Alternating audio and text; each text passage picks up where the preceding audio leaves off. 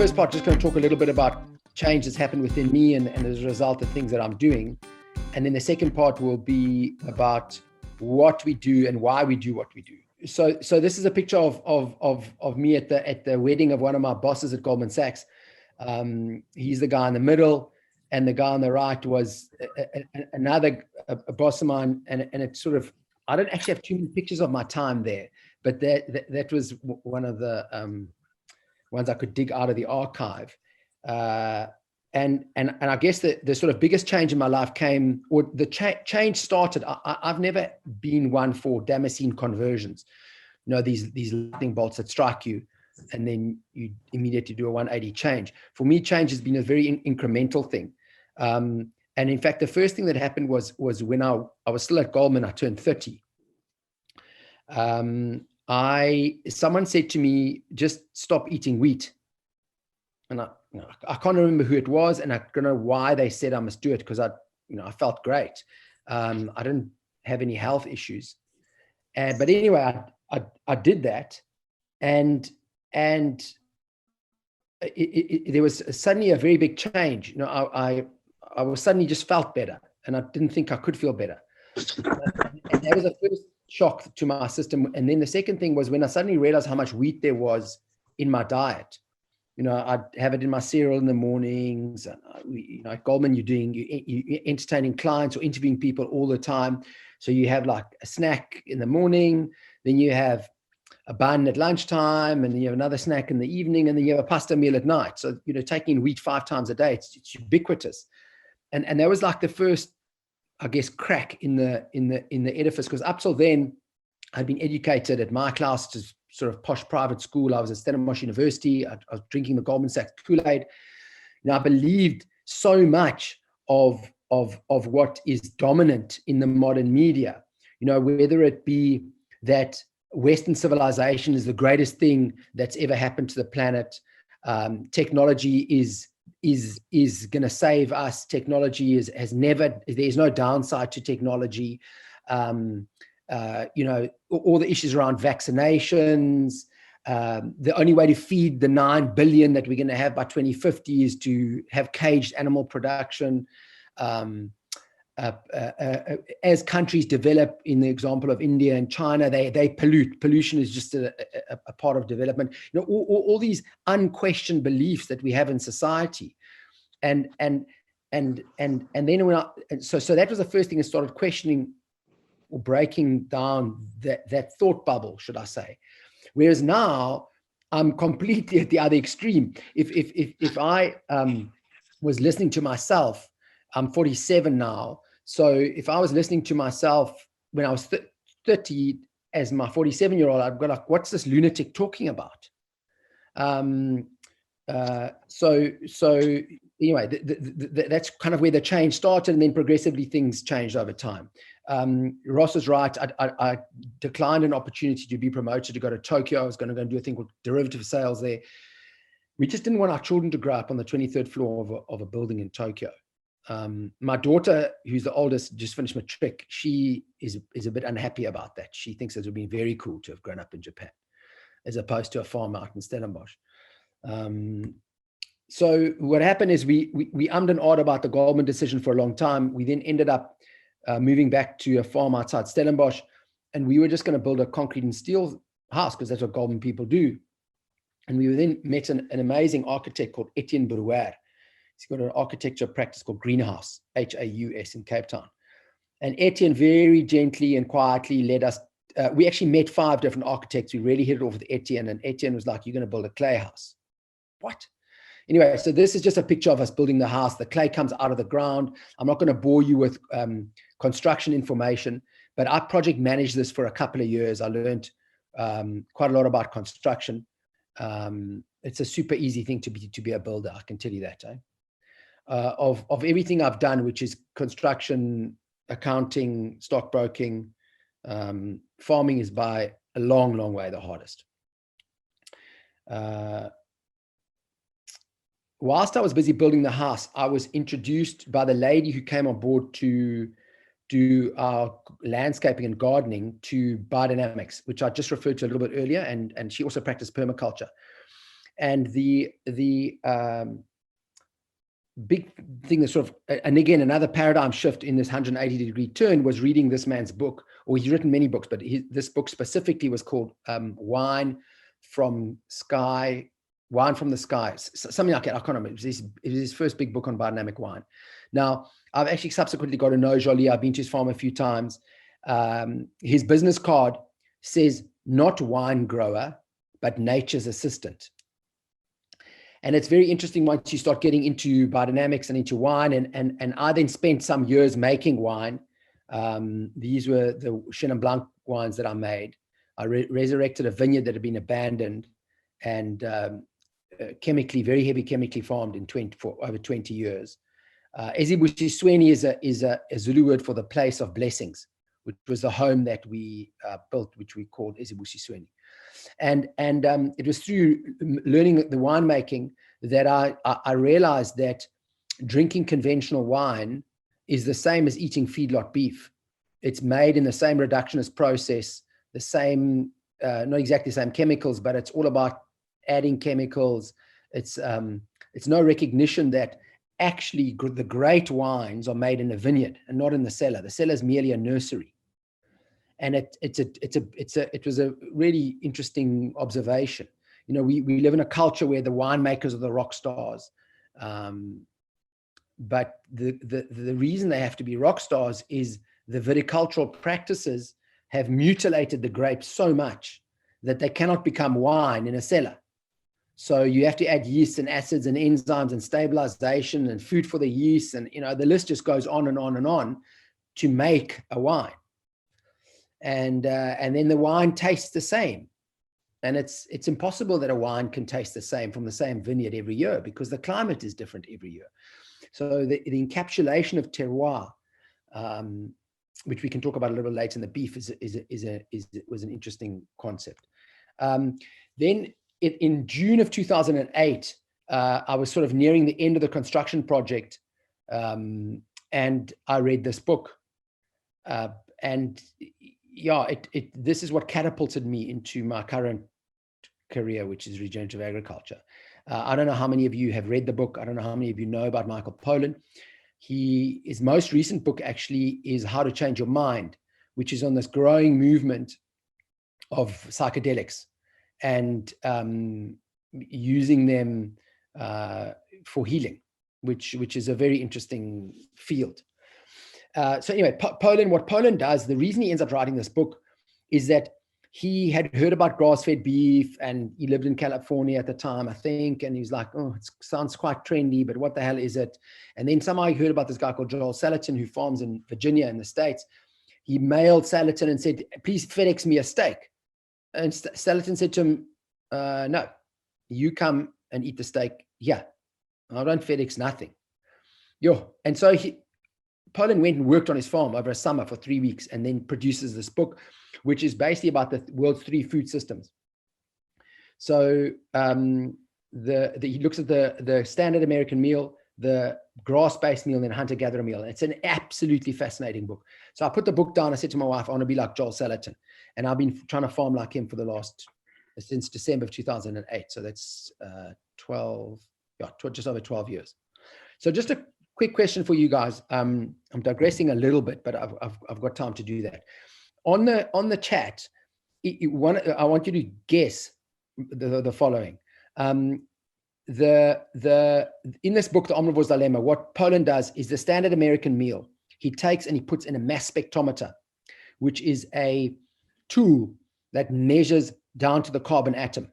So you can put your jersey into one, you can put any type of food into one, you can put that water that Ross is drinking into it.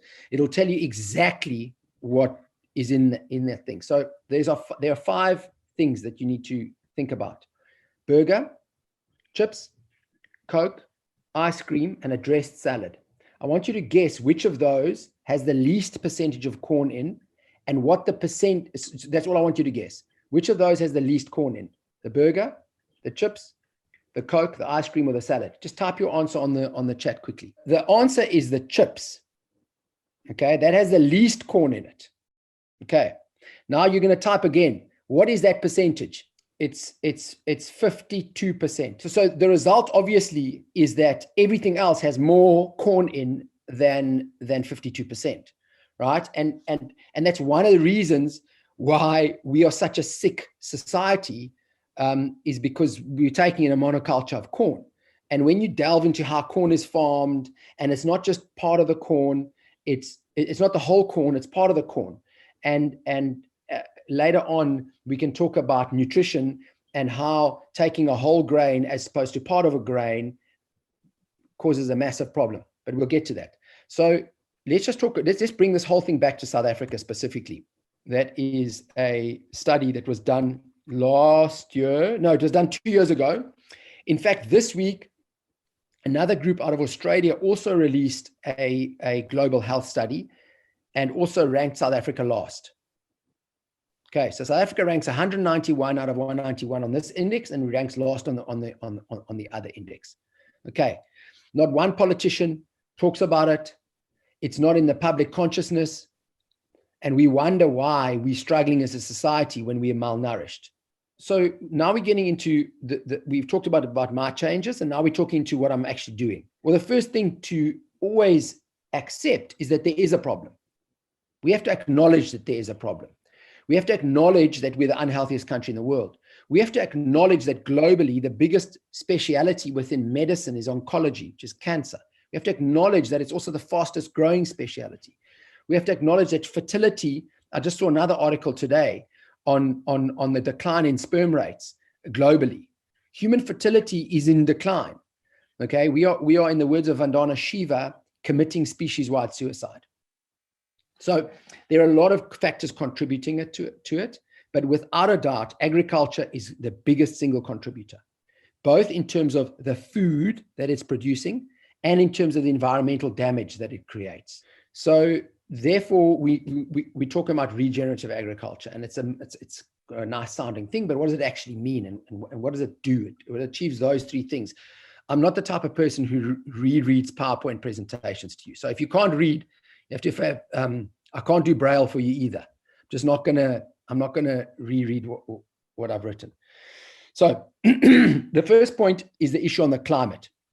We can look at, there are a lot of slides we can look at. We can look at this one, which is the pig slide. We can look at the way they do cattle, they do broilers, they do lamb, blah, blah, blah, blah, blah. Apart from the inhumanity of this, et cetera, it's a massively polluting exercise because the manure is concentrated in one place. Okay. The contrast to that is what we do. So our pigs live outside. There's no indoor things, and we move them between four days to a week to fresh pasture. And specifically actually in the areas that we want our pasture completely redone because they're very, very heavy on the grazing. The result of this is this picture. So that I took this photograph, that's my finger in the middle. You can clearly see a difference in the vegetation to the left and to the right. Prior to the pigs being in this area, the vegetation was exactly the same. The pigs have only grazed on the right. They have not grazed on the left. Okay, so it's the pig manure and urine that has revitalized the soil, which has led to this kind of plant growth. So if there's one slide I'd love you guys to take away, it's this issue of regenerative agriculture. And why is it relevant to you? Well, it's relevant to you because you all eat.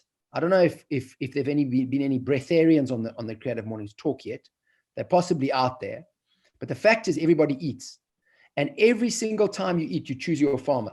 Wendell Berry, who is another writer that I can highly recommend you guys read, B-E-R-R-Y, Wendell Berry, writes that we are all farmers by proxy. And what he means is that every single time you eat, you vote for a farmer to farm on your behalf. And there are only two types of farmers, destructive farmers and regenerative farmers. You're either building carbon in your soil or you're pulling carbon out of the soil and pushing it into the atmosphere. It's a binary situation. And you as a consumer can change that. Then there's another thing that I just want to touch on very quickly, and that is the critical importance of livestock in the system. Now, the difference with these on either side of the fence is very stark. It's green and it's healthy, and on the left it's brown, and moribund is the term that they use. And the reason being is that cattle and chickens have grazed on the right-hand side, whereas they have not grazed on the left-hand side. Okay. And what's missing from the left-hand side of the picture is that the solar panel, in other words, the green leaf, which can facilitate photosynthesis, is not active. It's not working.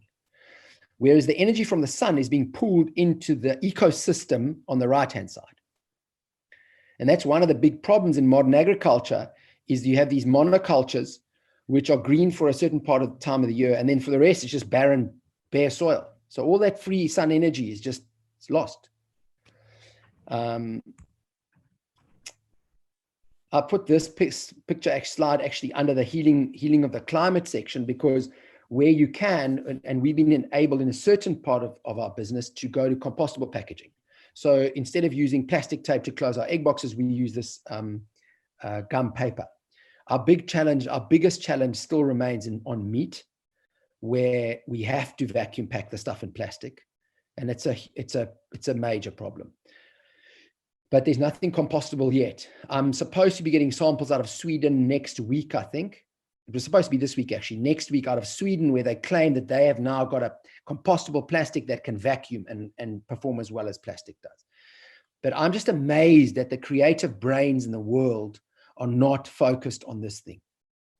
Because the plastic keeps breaking down and down and down and down and ends up as endocrine disruptors in the human being. There's more plastic in the oceans than fish. I mean, it's just a complete and utter disaster. And I can't get it why the creative people are not taking their heads out of their asses and working on a plastic-free world. Another thing to focus on the regenerative movement, or a principle to think about, is waste. You know, the human species is the only species on the planet that fouls its nest. We are masters at destroying our environment. And this picture is the picture of a waste stream, in this case, chicken feathers. So if you look at this picture on the right-hand side, the bulk of it is dark green. The top part is very pale, and then it's paler also to the left. Okay, the reason the difference in the vegetation is we've taken chicken feathers and mulched our vineyard with chicken feathers. This is the Chenin Blanc vineyard, actually, that I make that wine from, or made that wine from. The chicken feathers, 85% of South Africa's chicken feathers are chucked into the rendering plant, and they become a thing called feather meal, which is fed back to chickens. It's a 14% protein. It's apparently a very good protein. The rest gets chucked into landfill. Now, things that go into landfill degrade, and all those emissions, methane predominantly, go up into the atmosphere. Methane is 24 times the global warming potential of CO2. So to think about waste as not a waste product, but a source of food for other things is again a thing. When I was 30, it was just not in my consciousness, I guess. The second point about regenerative agriculture is the employment opportunities and the creation of jobs. And this slide kind of moves between both healing the earth and creating employment. The guy standing with me is Kasango Samkute. He's our Zimbabwean cattle herdman. He's smiling super broadly because he just got paid out 100,000 Rand from carbon credits, and he's used that money to put deposit down on his first house in Zim. So we, every 3 years, review our soils. An auditing company comes in and audits it. A carbon registry in Cape Town called Credible Carbon audits and manages the whole process.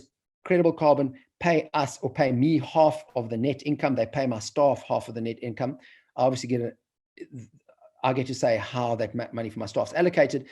But this principle of rewarding the staff for healing the earth is very important to understand. Again, inspired by Rudolf Steiner, actually, he talks about every farm, the true biodynamic farm, standing on 3 legs, being the financial, the social, and the ecological. And this is part of our social work. And this is what we're doing here is 3 days a week. We do a morning circle, we sing together, we play games, and do sort of various things. And I can talk at length about other things we do to improve our staff. One of the things that I did in April now, so sure, it's nearly a year, I sold 85% of my egg business to my then staff, now colleagues. So this is all the directors and shareholders of the company. I'm a 15% shareholder. So there've been two positives to this thing. The one is to watch how these guys are working. They're working very differently. They're still not working as hard as when I was whipping them. Okay, I didn't use the sjambok, but when I was giving them pressure. So I still need to apply some pressure, but I can't apply the pressure I used to. But mostly the work ethic has been a massive improvement. And then, of course, we've been, in theory, able to access government funds. We haven't got any government funds yet. We've met super nice officials. They saying all super nice things to us. So we're confident it's going to come. But being an 85% black-owned business does open doors, which a white business just does not. Most of these guys are actually from the farm in KZN where I grew up. They're quite a bit younger than I am, but I've known most of them since birth. Whilst we're on the subject of human beings, this is a picture of Mozambique. This is the loss of the forests in Mozambique over 20 years. It is testament to the Chinese and the corrupt Mozambican politicians that they can denature or deforest a place that quickly. And the relevance of this slide to regenerative agriculture is that one of the foundations of regenerative agriculture is planting trees. Whether if in the purpose of shelter belts or silvopasture or whatever, planting trees is a big thing for us in this movement. The next slide is the start of the last part of this talk, which is about nutrient density. I don't need to explain this slide, but in essence, you're going to have to eat 26 apples to get the same iron as you did from eating one apple. Now, this was 1998. I can guarantee you if we put up a 2020 slide, the trend would continue.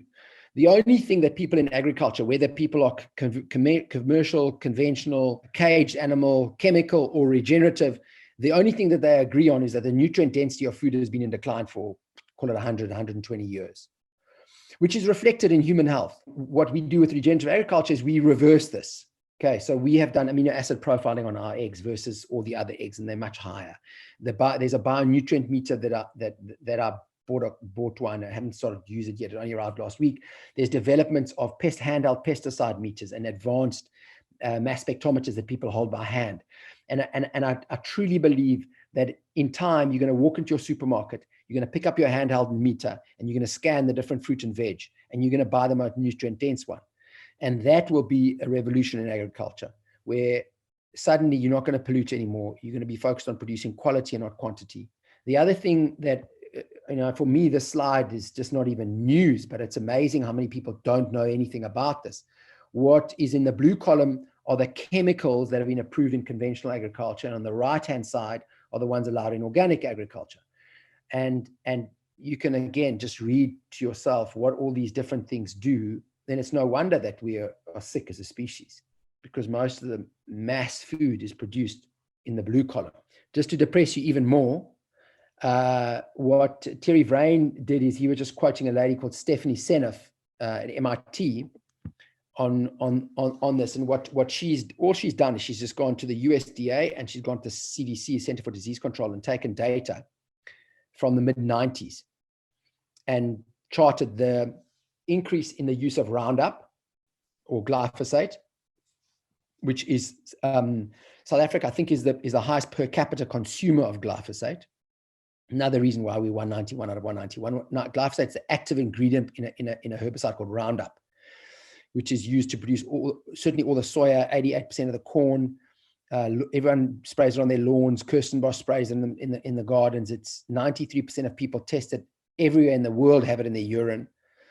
And it's an incredibly powerful chemical. And then you can see the statistician's wet dream, basically, this kind of correlation between disease increase and the increased use of Roundup. Mexico have now banned it. France is talking about banning it. Interestingly, South Africa has had a parliament since 1910. Admittedly, for the first 84 years, it was an illegitimate parliament. But since 1994, it's been a representative parliament.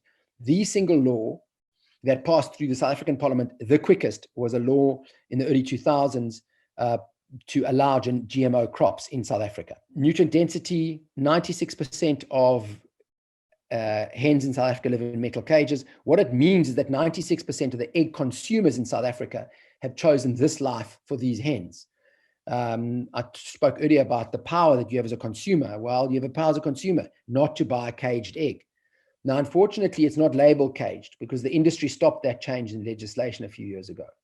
So they call it free range, but free range is also consumer fraud. But free range is at least a slightly more humane way to treat the animals. But actually, nutritionally, free range is on a par with this because the free range birds are much more diseased because they're standing in a barn in their own shit for their whole lives. So you've kind of got to buy what we call outdoor eggs, which is where eggs or hens live in eggmobiles and they move daily. This is our hens out on the farm. These are the eggmobiles I was talking about. These are the eggmobiles that we move every day so the chickens can get onto fresh pasture. I did see a question right at the beginning on the chats, which was someone was asking for about their butternuts. They were struggling to grow their butternuts. Yes. I do very little vegetable growing. The little bit I do know about vegetables is that earthworm compost is the best. And we can all may have our own little worm farm at home. It's a very low tech, very simple thing to do. So turn all your stuff into all your food waste except the garlic and the citrus and pineapples. Pineapples make Ross's wine, but all other food waste, earthworms, just turn into this beautiful black gold, which will grow all your veggies. And then the second question was to Jason's point earlier about cost. The production costs, certainly on the egg front, are more expensive than the caged production costs. The beef production costs are actually on a par, if not cheaper, because they're only grazing grass, but because they're only grazing grass, they take a lot longer to mature. What's missing from the whole cost issue is this question around true cost accounting. And let's just focus in on beef very quickly. The feedlot beef, which is 99% of the market, is a dishonestly priced item. And I'm not having a go at accountants here, but there are a couple of costs that are not included. There's antibiotic resistance. The fourth biggest global health problem is antibiotic resistance, according to the World Health Organization. 90% of all antibiotics go to animals, not humans. The inflammatory diseases that you get are for free also. The minute you eat a feedlot beef, you become inflammatory because the omega-6s are totally out of whack, the omega-3s. Why? Because the animal has been forced to eat food it's not designed to. It's not a grainivore. It's not a chicken shitivore. It's not an expired pastivore. It's a herbivore. It's designed to eat grass. So when you push the wrong food into it, it violates the digestive system, the wrong acids, it just goes into acidosis, the wrong fats metabolized, too much omega-6. The environmental destruction is not in the price. You can put a price on humans working in those toxic environments. That's not in the price. The environmental cost to the way the animal is fed is not in the price. We go on and on and on. So at some stage, we need to have a true cost accounting measure and not a myopic accounting measure. My question is, in South Africa, we've obviously got such a large economic divide. And I think a lot of the consumers are choosing on price because cash is such a tight sort of commodity. How do we get to the point where Ross, we can... Ross, it is a fantastic question to ask, okay?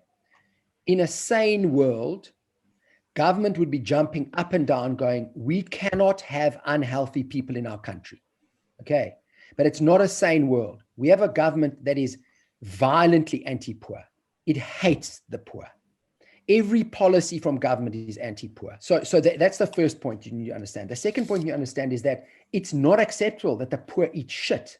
If you analyze the nutrients in a polony, for example, okay, or a packet of chips that go in there. You saw what I said about the McDonald's thing, 52%. You can be sure in those chips there's more corn, which is more glyphosate, which is more inflammatory diseases. So if we're looking at pure nutrition, this is where things are getting lost. I'm not going to tell you what the company is, but there's a poultry producer that add 120% brine to their chicken. So you're buying a 1.2 kg breast from them. You're only getting 500 grams of chicken. That brined meat is going into the townships. And government could change things in a heartbeat. No antibiotics fed to animals. No glyphosate. This is the ratio of omega-6 and 3 that will be in the food. But oaks just want to steal and put through anti-poor legislation. Now we're changing the name of a city and a whole thing that's going to cost millions. How about How about making sure that all the children in that city go to school, have an education, can walk safely to school and eat good food before we think about changing names? What can the people on this call do to sort of start down this path? So the first thing you do is you choose where you buy your food. Try and support a regenerative farmer. Also, the organic movement's not great at networking and advertising, and certification's expensive. So you kind of got to go and hunt for these folk. Try and grow some of your own food. So here's another thing, is we need to change the stigma in South Africa against people who are not lawyers, doctors, engineers, accountants, dare I say it, media people, okay? Stockbrokers. Dude, I've gone from being a cool, big swinging dick at Goldman Sachs to being a farmer. Most of my mates are like, what's happened to you? You've lost the plot. There's a real stigma in the English-speaking world against people who are not those aforementioned. The Germans don't have it. But the people who work with their hands more, who are more practical, are regarded as second-class citizens. That stigma filters down to people in the townships. I mean, Khayelitsha is 10 Ks away from us, okay? There are 1 million unemployed people in Khayelitsha. Why the hell are they not growing their own food? Because it's uncool to be a farmer. Much, much cooler to sell cell phone covers. You didn't move on to a regenerative farm. How long did it take you to start seeing the income from your farm? And what were some of the first things you did when you started on that piece of land? First thing you did on the land was to bring animals onto the land. Okay, that's where the healing comes. And depending on what crop you're growing will determine how quickly the income comes back. Chickens, you get point of lay hens, they're laying eggs within a week or two, the money's coming back super quickly. Pigs takes much longer, because you've got to grow the pigs out. Then to really make money out of pork, you've got to turn it in charcuterie. Charcuterie takes a lot months to mature. The cycle on that's longer. Grapes is even longer. But a lot of people are like, wine, grapes, what the hell? That's not food. It's just an indulgence. Beef is quite quick, but again, they still need to grow out. If you're going to raise them from calves, you're going to wait 3 years, more like 4 years. You've got to get the cow pregnant. She's got to have a calf. The calf's going to grow out. That takes time. So I don't know if I've answered that question. What do you make of Polyface now shipping their products nationwide? I don't even know what Polyface is. No, so Polyface is Joel Salatin's farm. I mean, I didn't know that. I guess Joel Salatin's coming to South Africa in September. We'll have to ask him why he had this change of heart. Do you see vertical farming close to cities, etc., being part of the answers to feeding the growing world? Yeah, I'm sure. I mean, anything that engages people in this beautiful process of nature where things grow is amazing. How often do your livestock return to the same piece of ground, specifically broiler chickens? I'm going to answer that question with a very crude graph that I'm going to try and hold up onto the screen. Okay, can you see that there's I've attempted an S-curve graph there. I don't know how well you can see that. Yeah. Yes, okay, so I'm more interested in the cow drawings. You need to understand that. Because what that graph is showing is the growth curve of grass if it's grazed and left untouched. The problem is that grass globally is constantly grazed, which is why our rivers are brown. Everyone's like, jeepers, man, sending all these videos of Namibia, look at all the rain, look at KZN, all the rain. Every fucking river is dark brown. What is that telling you? Is the topsoil has gone from the land. The topsoil that holds life, that holds the carbon, that holds the nutrients, is gone. Because we have farmed so badly that our rivers, which are supposed to be as clear as the water in our taps, is turned brown. And it's predominantly because of grazing management. The first white settlers who went to Beaufort West reported about rivers running in Beaufort West all year round. Now, I can see you're about to fall over, Ross, from shock, but it's true that it was like that. Okay. Beaufort West hasn't had running rivers for who knows how long, because they've totally destroyed the karoo in the way that they graze their animals. They are continuously grazing. So they're not letting grass recover. And grasslands take up the most space in the world. So you need to talk about grasslands. Grasslands have the greatest potential for carbon sequestration. Nothing can pull carbon quicker out of the atmosphere into the soil than grassland. By mismanaging the grasslands, you're losing this massive opportunity. So we wait at least 6 weeks before we regraze any strip of pasture. So here's a question from Connor. Having just spent 3 months in Toulouse, France, a large city, and speaking to wrapping up meats in plastic, part of the dilemma, I suppose, relates to not buying meat local and fresh. It's packaged for longer life, often to meet the needs of transportation. Even in the middle of the city in Toulouse, they have daily fresh produce markets, which afford people the ability for people to make the decision to purchase without plastics. And that's meat, cheese, fruit, veg. It's fresh, unwrapped, and more importantly, it's accessible. Doing something like that in South Africa could be a trend. Listen, it would be amazing to have markets like the French do, to be that civilized that you can trot down the street, not worry about being mugged, pick up your, say bonjour to your farmer, and then head back up. That would be amazing. What I can tell you though is that meat will have been slaughtered somewhere. It will have been vacuum packed in plastic, and then they'll cut open the plastic and display it on the thing for the day, and then they'll re-vacuum it again. You are not getting away from plastic for now, because it protects it. It ultimately protects the end consumer. That's what stops bacterial growth. I just don't see South Africa getting to that ideal, which is sad. I mean, I think the markets are very popular in Cape Town. There's this thing called Oranje's City Market, which absolutely pumps on a weekend. Yeah, but I think South Africans still go to supermarkets to stock up at home. So now here's another one from Andres. How do we do true cost accounting without trying to measure everything in nature in money? The problem being that most important natural processes cannot be measured, and how to put a price on the hydrological pumping service of a forest. Yeah, I mean, Andre, no comment, he's right. I mean, there's some very basic things you can add, a thing called zeolite. If you have chickens, you add zeolite to the wood shavings. Zeolite, because of the structure, the zeolite molecule, it binds to a hell of a lot of oxygen, which deals with the ammonia problem. So there's some low-hanging fruit that they can do there. From Shannon, if you could go back to when you first started and give your younger self one piece of advice, what would it be? My younger farming one or my younger 30-year-old one? So I'll answer both. Younger farming one, I do less things because I just took on massive amounts of things. Just do one thing, make it really successful, and then branch out. Stop the temptation of wanting to do vegetables, broilers, layers, pigs, cattle, butchery, the whole bang shoot. That would probably be the thing that I would do. Work on the brand from the beginning, because if you don't have a brand, you are a price taker, not a price maker. To my 30-year-old self, well, I should actually have stayed at Goldman, made a hell of a lot more money, and then farming would be a lot easier. But you can't change that thing. There was a question from Dave about non-GMO chicken food. To my knowledge, there's only one feed company in the country making it. They make our pig and chicken food. They're called Profile Feeds. They're based outside Paarl. I don't know where Dave's farming or where he's based. For a price, anyone can ship anything anywhere. What is more profitable, conventional versus regenerative agriculture? How do we change the systems and the methods that farmers use? You can't change here. You have to change here in the heart first. We can lay every intellectual fact we want on the table. You're not going to change until you have a change of heart, or change is forced upon you from outside.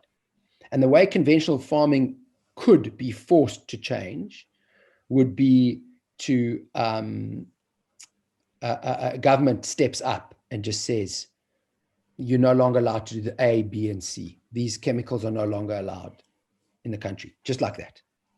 And then they would be forced to change. There are successful regenerative agriculture farmers all around the world, most of them on a much bigger scale, much bigger scale than what we're doing, who have successful problems to do it. So that's the change part. The profitability, I haven't farmed conventionally, but I do know that the apple and the citrus farmers, I think are the richest farmers. They're making an absolute fortune. I also know that the amount of chemicals that these guys spray are insane. I wouldn't want to go anywhere near those areas. The organophosphates, the phosphate, I mean, just the pesticides and are heinous. I know guys who do irrigation for the apple farmers. Their tractors are driving every single day, just spraying and spraying and spraying and spraying. In fact, there's a group in America called the EWG, Environmental Working Group. And they publish a study every year called the Clean 15 and the Dirty Dozen, where they look at the amount of pesticide residues on all these different fruits and veggies. And apples is always top of the dirty dozen. Okay, kale, which is sort of the vegan superfood, is about 7th or 8th on the list, has 17 different types of pesticides on it. Now, unfortunately, one of the things that I missed talking to a bit earlier when the group was a bit bigger was how veganism and vegetarianism is unfortunately ecologically a disaster. It makes matters worse. It's just not ecologically an answer. It might be an ethical issue and all of those other things. But definitely, if you go down the vegan route ecologically, you're just going to destroy the planet even more. Yeah. So, I mean, you're a very brave man, Angus. Not only are you poo-pooing the government, but you're taking the vegans on at the same time. So you're going to get it from both sides. I don't think the government cares, China. The government doesn't care about anybody saying anything about them. They have got the thickest skins on earth. They've tuned out of that frequency, complaining frequency, a long time. Here's a question from Jason, which is 3 books of films that we should read / watch. Kiss the Ground, which came out. Woody Harrelson narrates it. It's a very recent film. It's absolutely brilliant. Definitely Michael Pollan's The Omnivore's Dilemma. Nicola Jolie wrote a book in collaboration with an American guy called Mike Benziger, which is an amazing wine farm in California, called, I think it's an introduction to biodynamic winemaking. That's if your interests are in agriculture. Then there is another book, which unfortunately I lost a picture of, and I wanted to feature it in this talk, by Weston A. Price. I mean, I could talk for hours just about Weston A. Price's work. His main book is called Nutrition and Physical Degeneration, PRICE. And what Weston A. Price did is he was a dentist in Chicago, I think it was. In the mid-1920s, he was in his mid-60s. He said to his wife, I'm tired of trying to understand what the hell is going on. Some super healthy people come in, some super bad people come into their teeth are smashed up. I don't know what's going on. So he then travels for 10 years around the world, mid-1920s, mid-1930s. He and his wife, they travel so far north into northern Canada that his wife was the first white woman the Indians had ever seen. And the book is filled with this theme, that as soon as the white man's food is introduced, the physical quality of the human beings deteriorates, and then society deteriorates.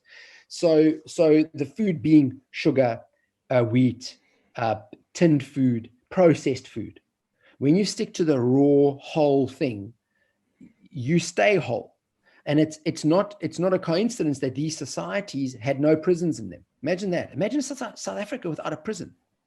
It's beyond our comprehension. But we're human beings. We're capable of that. That is a book that's definitely worth looking at. Weston A. Price, Nutrition and Physical Degeneration. So I've got a question here from Jason about that conventional farms, the farmers are tied into continually paying for their fertilizer to keep their farms profitable, etc. Do you think this is a cycle that traps farmers? 100%. 100%. It's a brutal cycle to be in. But even those guys are weaning themselves slowly, well, not all of them, but on the margin, the guys are weaning themselves off those things and going to what we call legumes, which is clovers, lucernes, all of those guys to fix nitrogen in the soil. And I'll give you an example. The average tons of nitrogen put on the wheat fields in the Mariatsburg, Malmesbury area is about 140. Okay. There's a specific farmer who only puts down 10. And this guy has planted medics, which is a legume, like a madman on his farm. So his farm's just covered in medics. So the medics is fixing nitrogen and then pushing that into the soil. And so he's needing to use less nitrogen. And I know why. Also know that every time I go to the seed company to try and buy legume seeds, they get more and more and more expensive. But nature ultimately wins. The biggest conventional guys know that they can't continue on their thing. So they're looking for ways out of the trap. There's a very, very interesting course coming up at Spear, actually, on the 13th and 14th of March. A guy called Gabe Brown. He features in this Kiss the Ground movie. He and Ray Archuleta, who also features in the movie, are going to be doing a 2-day workshop at Spear. It's amazing. I mean, for them to come to South Africa is incredible. They've never been here. There's probably 5 or 6 people in the world who are the leaders in the regenerative agriculture movement. This is 2 of them. They are also doing trips in other parts of South Africa And the lady who's arranging them, I'm just going to type her details up there. Her name's Belinda. Because he's coming up to rates, I think, in the Free State. He's going to Bertie Kutsia's place in Priska. Ross, your question was, are people changing? Yes. I don't think that's in question at all. The question is, are people going to change quickly enough? Are enough people going to change quickly enough? And unfortunately, at this stage, I don't think it's going to happen enough. You mentioned government being able to change things immediately. How would you imagine them turning the tide as they're currently tied to corporations, and it's not in their interest to deregulate the chemical industry? I think a lot of it comes back to choosing with your wallet, but yeah, I'd love to hear your thoughts. Yeah, again, you can quote Joel Salatin here. Organic food is expensive until you get cancer. So that's the only way it's going to change. Government officials are going to continue to get sick. And they will, at one stage, you see, they've all believed the lie that it doesn't matter what you eat, what you drink, what you say, what you think, what you do. There's a pill to fix everything.